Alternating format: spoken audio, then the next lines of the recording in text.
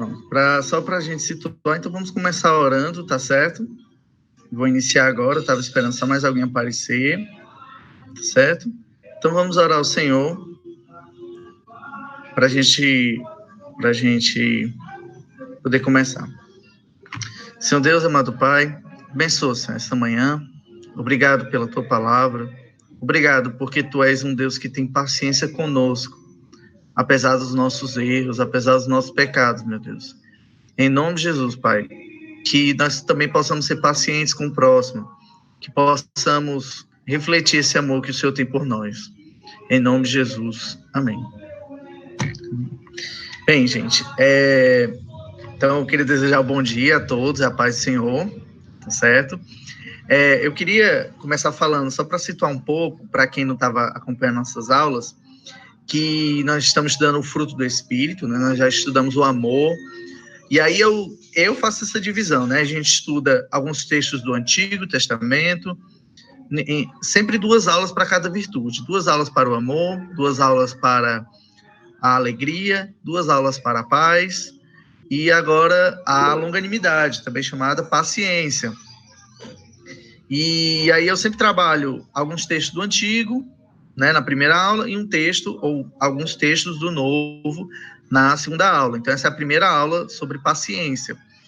E aí eu escolhi, ao invés de vários textos, eu escolhi um para a gente poder trabalhar, que é Êxodo capítulo 34, certo? Êxodo 34, a gente vai ler os 9 primeiros versos. Isso, de 1 a 9. Êxodo capítulo 34, de 1 a 9. Êxodo capítulo 34, versos 1 a 9. Aí, se vocês quiserem, ao longo da aula, fazer perguntas, se for ao longo da aula, eu acho que dá certo assim, manda aqui nos comentários, que eu vou ver, tá bom? E se final, eu acho que já pode ligar o áudio e eu ouvir vocês perguntando também. Se a pergunta você quiser aguardar para o final, aí você pode também fazer a pergunta, tá bom? Então, vamos lá. Êxodo capítulo 34 diz assim: Então, disse o Senhor a Moisés: Lavra 2 tábuas de pedra como as primeiras, e eu escreverei nas tábuas as mesmas palavras que estavam nas primeiras tábuas, que tu quebraste. E prepara-te para amanhã, para que subas pela manhã ao monte Sinai, e ali põe-te diante de mim, no cume do monte. E ninguém suba contigo, e também ninguém apareça em todo o monte, nem ovelhas, nem bois, nem apacentes defronte do monte. Então Moisés lavrou 2 tábuas de pedra como as primeiras, e levantando-se pela manhã de madrugada, subiu ao monte Sinai, como o Senhor lhe tinha ordenado, e lavou as 2 pedras de pedra nas suas mãos. E o Senhor desceu numa nuvem e se pôs ali junto a ele. E ele proclamou o nome do Senhor. Passando, pois, o Senhor perante ele, clamou: O Senhor Deus, misericordioso e piedoso, tardio em irar-se e grande em beneficência e verdade, que guarda a beneficência em milhares, que perdoa a iniquidade, a transgressão e o pecado, que é ocupado num tempo inocente, que visita a iniquidade dos pais sobre os filhos, e sobre os filhos dos filhos até a 3ª e 4ª geração. E Moisés apressou-se e inclinou a cabeça à terra. Adorou. E verso 9. E disse: Senhor, se agora tenho achado graça aos teus olhos, vá agora o Senhor no meio de nós, porque este é povo de dura cerviz. Porém, perdoa a nossa iniquidade e o nosso pecado, e toma-nos por tua herança. Aqui, a gente tem sempre aquela visão, né, de que o Deus do Antigo Testamento, né, é um Deus impaciente, é um Deus irado. E no Novo Testamento a coisa é mais graciosa, é mais amorosa, é mais paciente, né? E aí o surpreendente é que a gente lê a Escritura com cuidado, a verdade é que a gente é surpreendido por um Deus que é mais paciente que a gente, que é um Deus que é infinitamente muito mais amoroso, mas também que em sua justiça, ela, quando vem, ela é perfeita e ela é inevitável. Então, isso é surpreendente, porque quando a gente lembra da história de Jonas fica indignado, não por Deus ser irado, Jonas fica indignado com Deus, fica revoltado, porque Deus, na verdade, é muito paciente, é muito misericordioso, é muito bondoso. E é muito parecido, e ele repete justamente uma parte desse texto que nós acabamos de ler. Ele diz para o próprio Deus, ele diz assim, Deus, eu sei que tu é um Deus compassivo, misericordioso, muito bondoso, eu sabia que tu ia perdoar Nínive, Deus. Não, assim também não dá, né, Deus? Tem que ser mais irado. Né? Jonas sabia que Deus era um Deus bom. Mas, então, e no livro de Êxodo, a gente sempre pensa assim, a gente tem sempre aquela ideia de que as pessoas são salvas pela lei e de que tudo dependia da obediência delas. O que, na verdade, é falso, porque ao longo de todo o livro de Êxodo, a gente lê, se você prestar bastante atenção, apesar de Deus exigir a obediência, Deus diversas vezes perdoa Israel, Deus diversas vezes se reconcilia com Israel, Deus diversas vezes usa Moisés, usa Arão, usa os profetas para perdoar Israel. E é claro que Deus exige a obediência, mas não dependia em última instância da obediência de Israel. Esse é o ponto. Esse texto que nós acabamos de ler deixa isso bastante claro. Por exemplo, a gente percebe ao longo da história do Êxodo que não só o relacionamento com Israel, o fato dela existir, não só se baseia na graça redentora de Deus, mas também todo o relacionamento com Israel é sustentado por essa graça de Deus que sempre está lá disposta a perdoar. Então, nesse texto que nós acabamos de ler aqui, principalmente nos capítulos 32 a 34, isso é bem firme. Vocês podem ver nessa imagem aí, o livro de Êxodo é dividido em 3 grandes partes. A primeira parte fala da redenção do seu povo, né? O capítulo 1 ao 18, que é a parte mais conhecida, que Deus liberta Israel do Egito, as pragas, né? A primeira Páscoa. Dos capítulos 19 ao 24, é a parte que Deus faz um pacto com o seu povo, né? E aí, Deus... É o momento que Deus revela os 10 mandamentos, que Moisés desce pela primeira vez do monte, né? Deus se revela a ele. E nesse trecho aqui do 25 ao 40, é o que nós podemos dizer que Deus finalmente habita com o seu povo. Deus quer fazer morada, Deus quer ser o Deus conosco.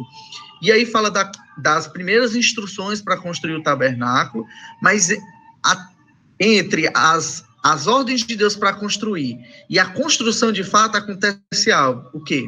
O povo acha que Moisés subiu, morreu, Deus abandonou eles, e eles começam e eles constroem o quê? Um bezerro de ouro. E essa história é bastante conhecida. E o trecho que nós lemos é logo em seguida a tudo que aconteceu. E aí você pode pensar assim, se Deus não fosse esse Deus paciente, e o texto deixa muito claro aqui, é que se ele não fosse, a relação teria acabado ali mesmo, e Israel seria abandonada, e Deus não teria se revelado ao longo da história ao seu povo. Ele simplesmente teria, vocês quebraram a minha aliança, acabou. E não é isso que Deus faz. Deus não simplesmente se ira e pune e vai embora. Deus fala, né, com Moisés, Deus ouve a oração, a intercessão de Moisés e responde essa oração. Então, Deus diz que vai destruir completamente, porém Moisés intervém, né? Moisés intercede. Então, é interessante notar que Moisés lembra a Deus e diz a Deus, Deus, pela sua própria reputação, pela sua própria glória, não por nós. Moisés sabia do pecado do povo, sabia do seu pecado, mas que Deus era fiel, ele sabia que Deus era justo. E aí, a partir dessa justiça, Deus, por ser misericordioso, ele se revela a ele como esse Deus misericordioso. Então, Moisés lembra a Deus a sua promessa, né? Como está lá no capítulo 32, verso 13. Então, Deus diz que vai cumprir sua promessa. Diz que Israel pode ir possuir a terra. Só que ele diz assim, no capítulo 33, verso 3, ele diz que Deus assim, tá certo, vocês vão possuir a terra, mas eu não vou mais com vocês. Moisés fica desesperado, fica angustiado. Como é que a gente vai possuir a terra, mas não vai ter Deus conosco? Em outras palavras, é como se Deus estivesse dizendo assim, eu vou abençoar vocês, vou dar a terra para vocês, mas vamos embora. E Moisés, não. E eu acho que muitos cristãos até falam isso hoje, né? Prefeririam dizer assim, não, Deus chega para a gente e diz assim, não, eu vou abençoar vocês, mas eu vou me embora.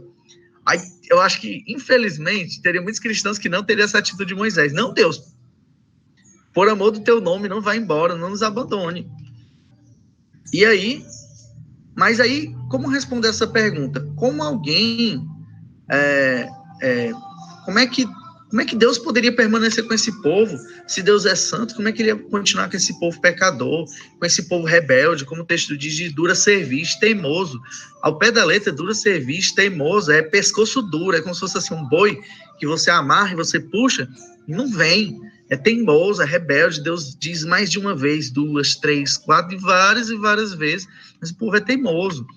E nós também somos assim, né? E aí, Deus revela nesse momento, no capítulo 34, Deus responde às orações de Moisés, à intercessão de Moisés, revelando a sua própria identidade, revelando um dos seus nomes, né? Vamos dizer assim. E aí, em sua misericórdia, ele perdoa, que é o capítulo 34, como nós estamos lendo aqui. Se vocês forem ver, né? Tá bem aqui, ó. Capítulo 32 é a rebelião, que o pessoal constrói o bezerro de ouro. Capítulo 33, a glória de Deus aparece a Moisés. E aí no 34, que é o que nós lemos, o início, Deus reafirma seu pacto com os anciãos de Israel. Certo? Então, Israel sabia que desde sempre, a sobrevivência de seu relacionamento com o Senhor dependia totalmente da fidelidade de Deus para cumprir as suas promessas, do seu caráter, e não do seu próprio sucesso em cumprir a lei. As pessoas eram salvas no Antigo Testamento pela graça de Deus, pela sua misericórdia, pelo seu amor, pela fé nele, e não simplesmente porque as pessoas seriam capazes de obedecer, porque a própria Bíblia diz que eles não seriam capazes. Então, no texto que nós lemos, principalmente nos versos 6 e 7, nós temos uma das definições mais claras do Antigo Testamento de quem é Deus. Então, Moisés, ele continua intercedendo, né, pedindo que a presença de Deus os acompanhasse. Ele não só queria a terra, ele queria o próprio Deus. Aí a gente vai ler mais na frente que mais do que Deus, ele queria que eles fossem o povo de Deus. Então, Deus se revela de maneira extraordinária a Moisés nesse momento. Então, e aí, como é que Deus poderia responder? E aí Deus revela a sua glória a Moisés e revela a sua identidade, uma parte de quem ele é. E aí, nesse texto, quem faz a declaração é o próprio Deus. Quem faz essa declaração aí não é Moisés. E aí, vamos lá ao nosso texto. Dos versos 1 ao 9, nós temos o que nós chamamos de teofania, ou revelação da própria natureza de Deus, da sua autorrevelação aí. Nós vemos aí no verso 1, então disse o Senhor a Moisés, né? Eu vou ler aqui na NVI agora. Tale 2 pedras. O que foi que aconteceu nos textos antes? Moisés viu aquilo, irado, quebrou as tábuas da lei, ficou indignado com aquilo, e Deus também se irou com aquilo. E aí, agora Deus diz assim a Moisés, você vai fazer agora 2 novas tábuas de pedra, semelhantes às primeiras, e vai escrever as palavras que estavam nas primeiras que você quebrou. Então, eu vou pacientemente pedir para você escrever de novo. Deus já está dando um passo aí na direção de quê? O que a lei significava? Era o sinal da aliança com o seu povo. A lei era a representação da aliança. Então, quando Deus tem essa intenção de retomar a lei que foi destruída, ele já deu o passo de perdoar Israel. E aí, no verso 2, diz assim, esteja pronto pela manhã, mas você não vai chegar na presença de Deus de qualquer jeito. Se prepare, se santifique, e aí esteja pronto pela manhã para subir ao Monte Sinai. E lá mesmo, no alto monte, apresente-se a mim. É interessante essa questão, porque o monte, ele é esse local da presença de Deus, porque Deus nos dá a impressão de estarmos mais próximos do céu, né? Sempre no Antigo Testamento tem essa coisa do monte, a ideia de um ponto alto, em que Deus está acima de nós. É sempre para lembrar isso, né? Que Deus está Deus é a autoridade máxima, Deus está acima de nós. Não é que ele não quer dizer que ele não possa falar no local plano, no local fundo, mas é que esse local nos dá a sensação de estarmos mais próximos de Deus. E por isso Deus utiliza esse meio que as pessoas na antiguidade entendiam. E até hoje as pessoas, né? Vou morar no monte, né? Claro que você pode orar em casa, mas Deus não recrimina quem faça isso, desde que você entenda que a presença de Deus é onipresente, né? E aí, no verso 3 diz assim: ninguém pode ir com você, nem ficar em lugar algum do monte, nem mesmo as ovelhas e bois deverão pastar diante do monte, porque o entendimento era aquilo que Deus toca, aquilo que Deus age é santo. Então os animais poderiam morrer imediatamente. A questão de Deus, a santidade de Deus é tão alta que Deus tem que escolher alguém, e esse alguém vai estar apto, Deus vai tornar esta pessoa apta a ficar santa. Para daí Moisés poder ir. Não poderia qualquer pessoa subir. Tem uma música aí, né, que se tornou muito popular nos últimos dias, dizendo que as pessoas não subiram porque tinham medo. Não é porque tinham medo, o medo era um perigo real. Se elas subissem, elas poderiam ser fulminadas imediatamente, né? Depois eu não lembro assim de cabeça agora que o louvor cantou. Pronto, eu vi, Gisele, a pergunta, certo? Moisés. Com certeza Deus ficou irado. Mas a lição que a gente tem que aprender daqui é que Deus é paciente. A ira de Deus é quando Deus julga, pune de uma forma, é quando chegou o limite da sua paciência. Deus é essa pessoa que longânimo.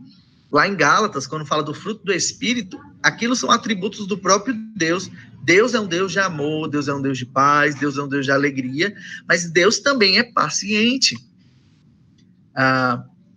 Então Deus se ira, mas a sua ira, é bem legal essa expressão no Antigo Testamento, que às vezes não tem assim, Deus é paciente. A palavra é tardio em irar-se, ou seja, Deus se demora a ficar irado. É claro que Deus se ira, mas ele demora, ele dá chance para a pessoa se arrepender, certo? Ele dá oportunidade para a pessoa se ajeitar. Por isso que ele não pune às vezes de uma vez. Deus é paciente. E aí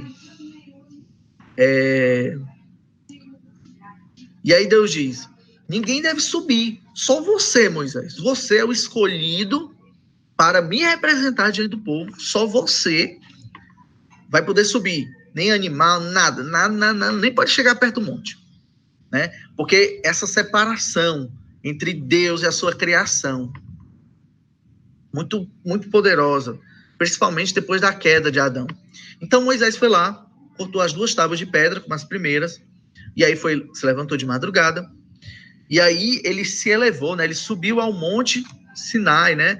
Representando que ele está agora no Monte Santo de Deus, se aproximando de Deus nesse ponto mais alto. E aí, levando as 2 tábuas de pedra. E aí, isso aqui que é belíssimo. Então, e aí, essa apresentação da presença de Deus. O Senhor desceu na nuvem e esteve ali junto de Moisés e proclamou o nome do Senhor. E aí Moisés escuta com essa voz. E aí o Senhor passou diante de Moisés e proclamou, nessa forma dessa fumaça, dessa nuvem, já prefigurando o quê? O Santo dos Santos do tabernáculo. Tabernáculo ainda não chegou, certo? Mas o início já está aqui, já está prenunciado, já está se preparando. E aí, nos versículos 6 e 7, que é a parte central da nossa aula hoje, o Senhor passou diante de Moisés e proclamou, né? O que é que ele proclamou nos versos 6 e 7? Ele diz assim: Senhor Deus, Senhor Deus compassivo e misericordioso, paciente, cheio de amor e de fidelidade, que mantém o seu amor a milhares e perdoa a maldade, a rebelião e o pecado, contudo não deixe punir o culpado, castiga os filhos e os netos pelo pecado de seus pais, até a 3ª e 4ª gerações. Vamos explicar esse texto que eu quero me deter mais nele aqui, ficar mais tempo aqui nele, vamos lá. Então, quando ele diz o Senhor, aí é Yahvé mesmo, Jeová, e aí ele diz, o Senhor Deus é Yahvé El, né? El de um resumo de El, Elohim. E aí, a característica que é mais enfatizada aí, que Deus é um Deus paciente, é um Deus de misericórdia, é um Deus de amor. Quando você vê essa expressão no Antigo Testamento, misericórdia, no Novo Testamento, é a palavra lá no hebraico que foi traduzida para amor. Então, às vezes, a gente acha assim, fala pouco de amor na Bíblia. Preste atenção, quantas vezes aparece a palavra misericórdia? Então, pode ser traduzido também como amor, como às vezes a NVI traduz, tá certo? Então, algumas características. Primeiro, Deus revela a sua própria identidade, a sua natureza, o seu nome. Declarar o seu nome é isso. O nome revela a identidade daquela pessoa. A gente tem que entender que na antiguidade, saber o nome de um Deus era de muita autoridade. Nas outras religiões, as pessoas às vezes não diziam o nome de Deus, ou quando diziam, achavam que poderiam, entre aspas, ter poder sobre os deuses. Deus está revelando, está dando poder e autoridade a Moisés de conhecê-lo. Isso é tremendo, isso é muita responsabilidade. Isso ainda mais do Deus, do verdadeiro Deus, que quando Moisés perguntou o nome dele, ele não disse o nome dele, ele diz, eu sou o que sou. E tipo, você vai me conhecer pelo que eu vou fazer, eu sou o que vai acontecer. Né? Porque ninguém é capaz de ter o poder ou ter autoridade sobre o nome de Deus. É o contrário. Ele é que tem os nossos nomes e não nós que temos o nome dele. Mas nesse momento, Deus, em seu amor, em sua humildade, revela um pouco da sua identidade, quem ele é. E aí, primeiro, compassivo. Compassivo também pode ser traduzido como misericordioso, aquele que se compadece das nossas falhas, das nossas fraquezas. Ele olha para as nossas necessidades, ele olha para as nossas limitações e nos perdoa. Além disso, bondoso aí é a palavra que é traduzida também por gracioso. É parecido com a palavra que Moisés fala, se o teu servo achou graça aos teus olhos, como a gente diz na versão aí. Ou seja, Deus primeiro é um Deus de misericórdia, um Deus de amor, é um Deus de compaixão, é um Deus que olha para os nossos sofrimentos, para as nossas fraquezas, como olhou naquele momento para Israel, e para perdoar os seus pecados. Além disso, o texto nos diz que ele é um Deus bondoso. Aí a palavra também, como eu falei, é gracioso, ele é um Deus de graça, ele é um Deus de favor, é um Deus que abençoa, não só porque a gente faz algo, mas é porque ele abençoa porque ele é bom. Porque ele é cheio de dádivas, ele é de presentes, ele nos abençoa todos os dias. Essa é a ideia aí de bondoso, gracioso. E aí essa expressão tardio em irar-se, ao pé da letra, é essa palavra mesmo. É interessante porque o tardio em irar-se, o irar, o tardio, quer dizer, a expressão tardio, eu expliquei isso no Cu de Jovem, mas eu vou explicar novamente. O verbo para esse tardar em irar-se é o mesmo, é muito parecido, é da mesma raiz que dá essa ideia de inspirar e guardar. Você inspire, quando você está com muita raiva, né? Você inspire, conta até 10, né? Vamos dizer assim. A ideia aí é essa mesmo. Deus é essa pessoa que prolonga, por isso que a ideia de longânimo, é a ideia que prolonga para punir a pessoa. Ele não é, Deus não é como a gente que tem um pavio curto. Deus é longânimo, Deus tarda, ele demora a irar-se por causa do seu amor, não é uma negligência de Deus, mas é para dar esse tempo para a pessoa se arrepender.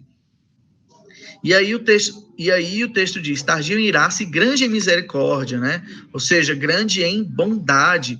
E além de grande bondade, grande na Almeida mais antiga fala verdade. Mas por que traz por verdade? Porque a ideia é de fidelidade, ou seja, Deus não mente, Deus cumpre suas promessas, Deus é uma testemunha fiel, Deus cumpre as suas promessas com a sua aliança, com salvar o seu povo. E Deus se comprometeu, então ele vai cumprir. Então, o povo falha, o povo erra, mas Deus vai cumprir. Deus é fiel, Deus é verdadeiro. Por isso que algumas versões traz fiel e outras verdadeiro. Grande em fidelidade, grande em verdade. E aí ele continua, que guarda a misericórdia em 1000 gerações.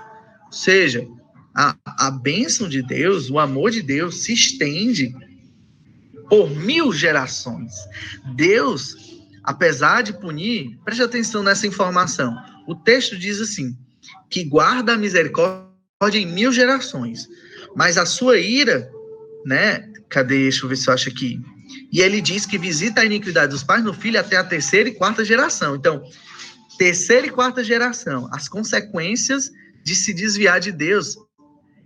O texto está dizendo como se fosse assim, até a 3ª e 4ª geração. Aí, não é para ser tomado ao pé da letra. Pronto, terminou a 3ª e a 4ª, não tem mais consequência. Mas é para dizer que Deus abençoa muito mais do que pune e julga. Ao invés de prosseguir com a punição, Deus abençoou por 1000 gerações. Aqui não é o pé da letra. Pronto, completou 999, 1000. Pronto, a 1001 Deus não abençoa mais. Mas é para dizer que o seu amor, a sua misericórdia, a sua paciência é muito mais extensa do que a gente pensa, do que a sua ira. É isso que o texto está querendo dizer, quando você compara 1000 gerações com 3ª e 4ª geração. Tem como comparar 1000 gerações com 4 gerações? Não tem como comparar. É isso que o texto está querendo dizer, que Deus é de grande amor, de grande misericórdia. E aí o texto fala que Deus perdoa a maldade, né? Aí a maldade é mesmo digno de punição, é aquelas pessoas que merecem punição. Deus perdoa. Além disso, a palavra transgressão, a palavra significa rebelião. Então, se uma significa aquela pessoa, a maldade é aquilo que merece ser punido, a transgressão significa aquela pessoa que é revoltada, que não obedece, que transgride, certo? E a terceiro, ele perdoa também o pecado. E o pecado é uma direção-alvo que Deus propôs e a pessoa erra essa direção. Então, aqui está falando do sentido amplo da perversidade humana, né? Está falando da maldade, está falando da transgressão e do pecado. Que é para resumir, toda a maldade do ser humano, Deus é capaz.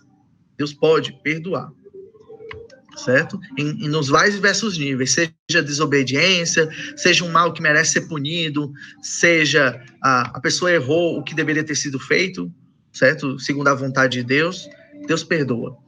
E aí, agora, Deus demonstra esse amor, essa misericórdia pelos pecadores. Que alguns não gostam de dizer, mas Deus sim ama os pecadores.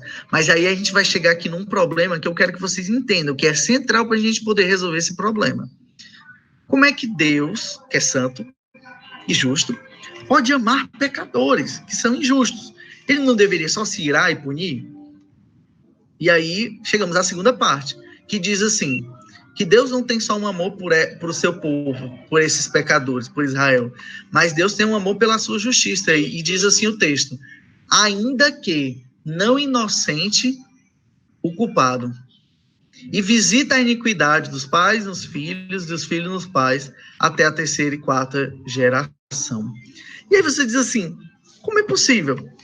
Como pode Deus perdoar a maldade, a iniquidade e a transgressão, e ao mesmo tempo não tomar por inocente, o texto diz assim, né, ao pé da letra, né, visita a iniquidade, ainda que não inocente culpado, não tome por inocente. Porque Deus, por ser justo e bom, ele não pode simplesmente, pronto, está perdoado. Não pode ser assim. As coisas não podem ser assim, porque Deus é um juiz que é justo. E ele tem que dar um meio para o ser humano, um escape, em que, ao mesmo tempo, ele justifique o ser humano, mas isso não corrompa a sua justiça, certo? Então, ele pune o mal. Deus julga.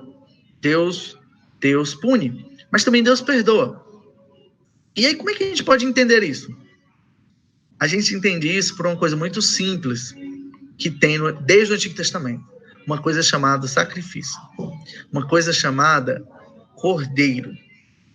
Expiação. Deus pune o mal,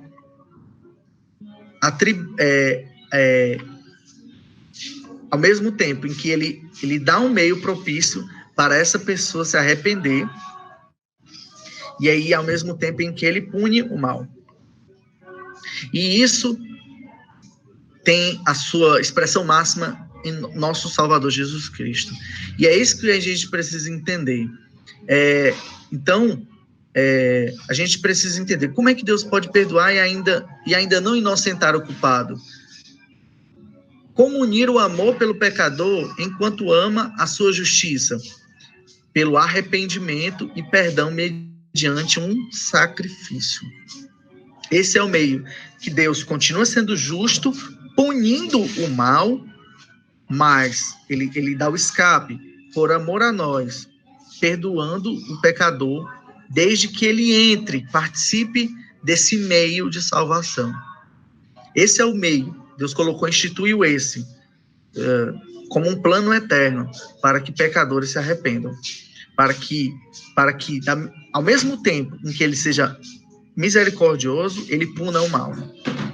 E é por isso que aqueles que não se arrependerem serão punidos.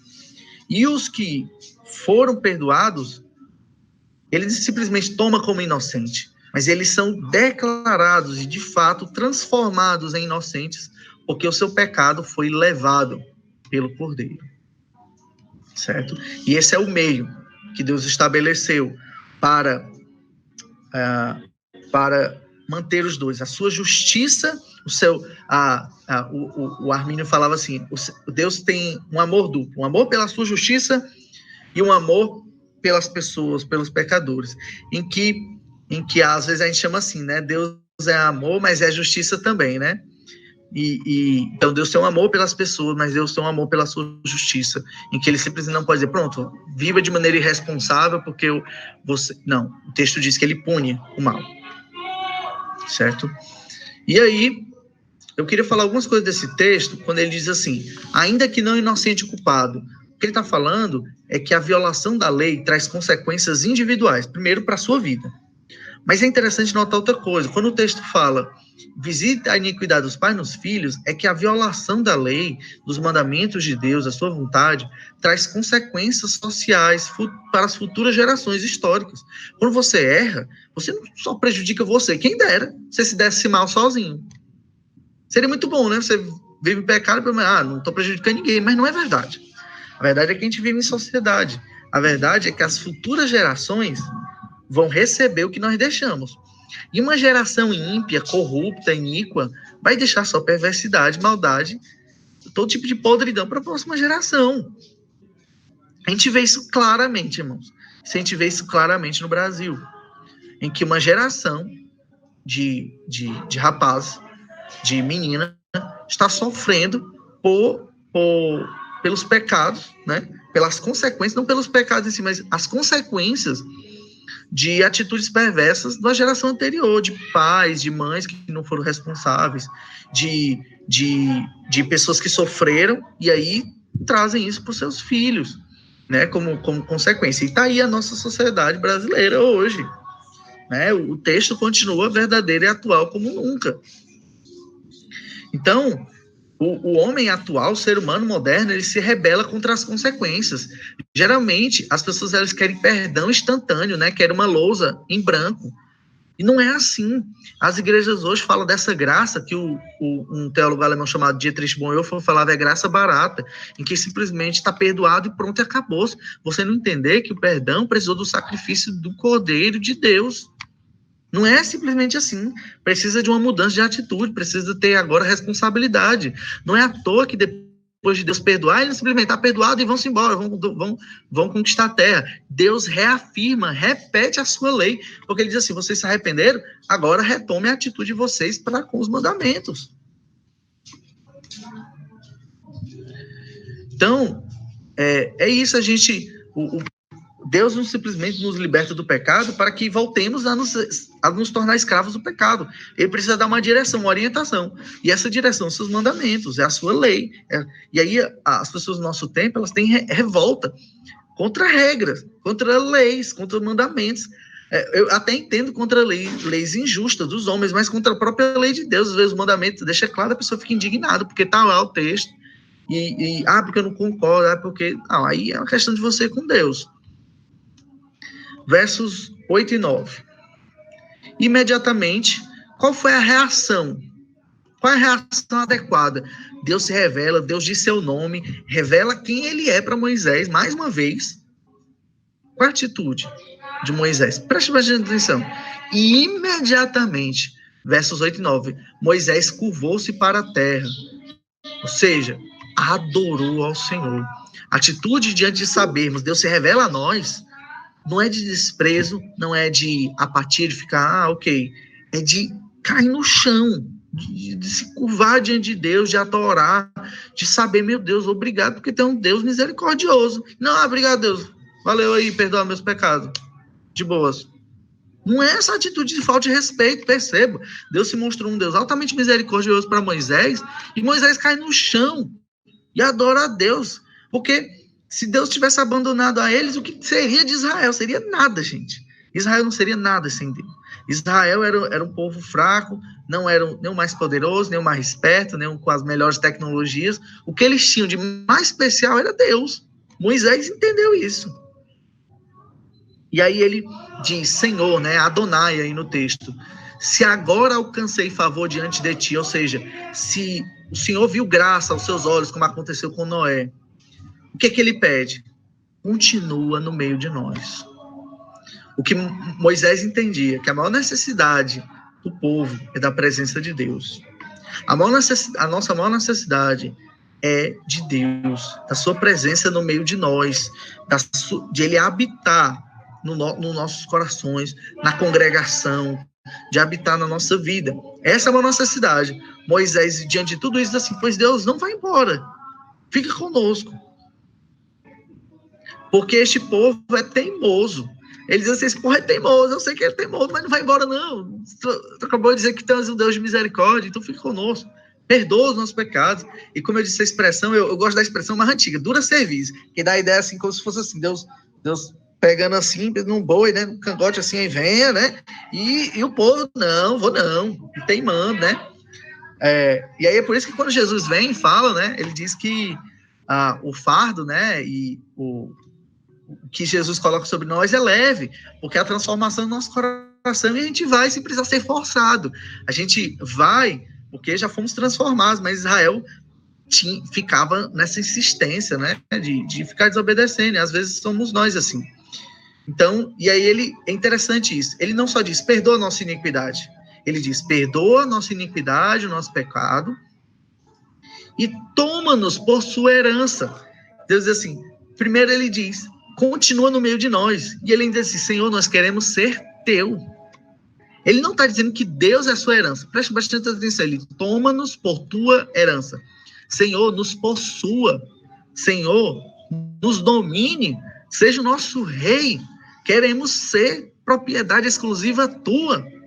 Essa é a oração de Moisés, quando vê que Deus é um Deus paciente, é um Deus misericordioso. A palavra Adonai mesmo significa Senhor ao pé da letra, seja autoridade, seja Deus, Adonai significa isso. Então, eu estou falando, Senhor, governe sobre nós. E é por isso que quando Israel vai pedir um rei lá em 1 Samuel, para o profeta Samuel, Deus se ira, mas assim, não, eles vão já entender, porque eles não entenderam que essa oração de Moisés, não entenderam que dizer que vocês são minha herança, porque eu governo sobre vocês.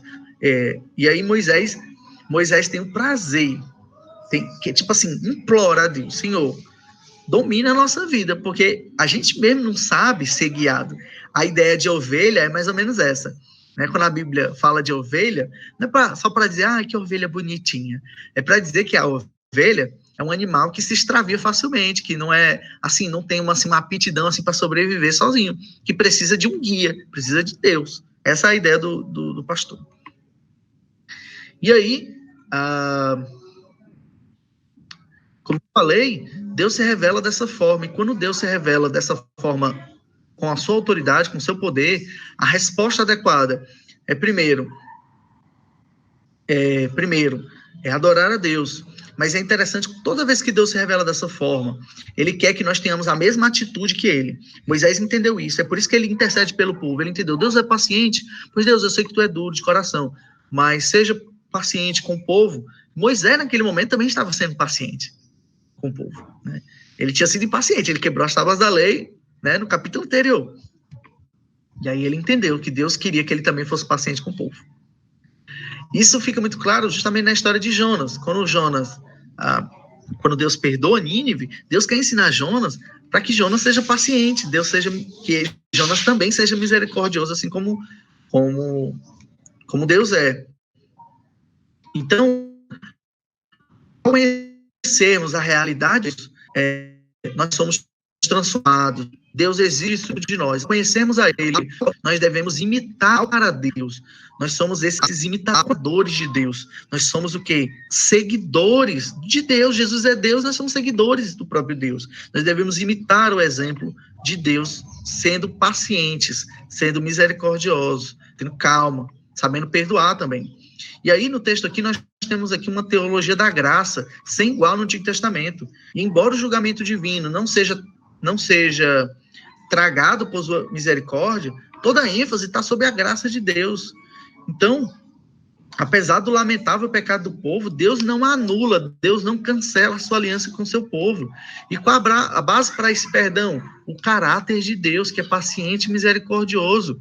E aí, se repete diversas vezes no Antigo Testamento esse texto. Eu queria que vocês gravassem muito bem quando vocês refletirem. Lembre de Êxodo capítulo 34, principalmente esses versos que eu dei mais ênfase, né, que são os versos 6 e 7. Ela se repete como uma oração que ficou muito nítido na mente, no coração do povo de Israel, que Deus é compassivo, misericordioso, que perdoa os pecados, que se compadece por 1000 gerações, mas também que se ira e pune, mas que a sua misericórdia é muito maior do que até mesmo, vamos dizer assim, a sua ira, né?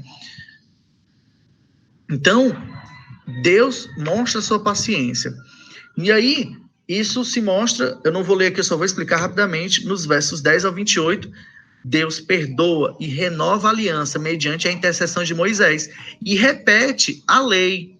Há uma repetição de algumas leis que tem em Êxodo capítulo 20, o capítulo 20, o capítulo 23, principalmente capítulo 13, capítulo 22.